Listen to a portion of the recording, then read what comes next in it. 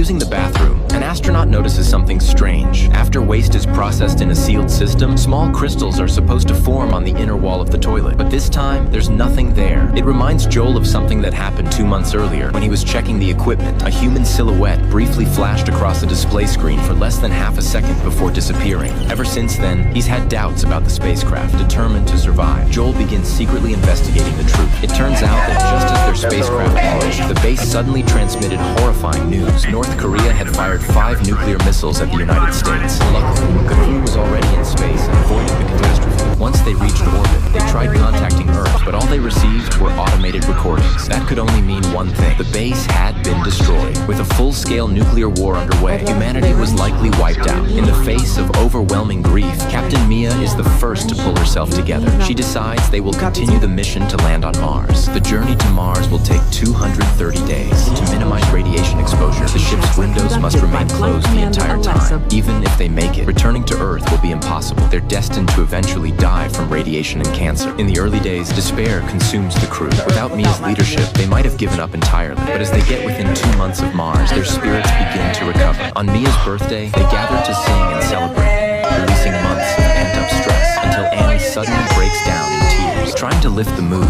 Joel reveals what he believes is a major discovery. The spacecraft never actually launched, and Earth was never destroyed. They are inside an advanced simulation chamber, part of a government experiment. His claim sounds outrageous, and just as the others are unsure what to believe, a piercing alarm suddenly blares. An X-8.5 class solar flare is approaching, powerful enough to destroy the ship. In the crisis, Mia immediately orders everyone to their stations to defend against the threat. But Joel starts laughing. He insists this is just another test. When no one believes him, he lays out all his evidence. The absence of crystals in the toilet despite a vacuum environment, and his precise calculations showing that the nuclear strikes would have been too powerful for their ship to escape. The only explanation, he argues, is that everything is fake. But the more desperately he shouts, the more the others see him as losing his mind. To prove his point, Joel decides to risk everything. He walks alone into the airlock. After steadying himself, he opens the hatch. In the next instant, a blinding light engulfs him. Under the intense heat of the solar flare, Joel vanishes without a trace. Meanwhile, thanks to the crew's efforts, the ship survives the crisis. But Joel's sacrifice plants a seed of doubt in everyone's mind. Later, Annie secretly goes into the bathroom and reaches into the toilet. When she comes out, the others are already waiting. She tells them there are crystals inside after all, suggesting Joel was just overwhelmed and hallucinating. 2 months later, the spacecraft finally reaches Mars. For the first time, they can open the window and verify everything with their own eyes. Nervous and uncertain, they slowly lift the radiation shield. Sunlight pours into the cabin. They really have arrived on Mars. Mia sighs, wishing Joel